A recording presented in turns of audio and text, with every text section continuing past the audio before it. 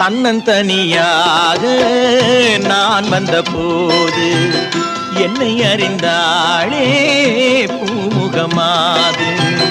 தன்னந்தனியாக நான் வந்த போது என்னை அறிந்தாளே பூமுகமாது.